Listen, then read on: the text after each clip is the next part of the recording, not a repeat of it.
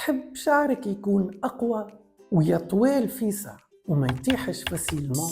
فما ان نوتريمون مهم برشا الناس ما تعرفوش، لا لوسين، ان اسيد اميني اسونسيال، والرول نتاعو لاكتيفاسيون دو برودكسيون دو بروتيين. وبحكم اللي شعرك متكون على الاقل من 90% من بروتيين اللي هي الكيراتين، لا لوسين تعطي السينيال للبصيلة باش تبدا تصنع في الكيراتين وتطول في الشعر.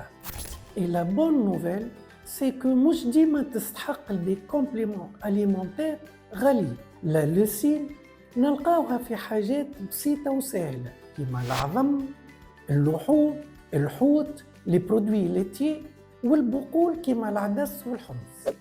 وفي عوض ما تضيع فلوسك في دي برودوي شيميك ولا دي كومبليمون اليمونتير وانت ما تعرفش شنو اللي ناقصك بالضبط، اعمل ان دياغنوستيك بريسي وانفستي في ماكلتك، وهكاك تربح وقتك، فلوسك وصحتك. وانتوما اذا عرفتوا قيمة اللوسين في نمو شعركم، بارتاجيو الفيديو هذا مع حبابكم وصحابكم باش المعلومة توصل للجميع.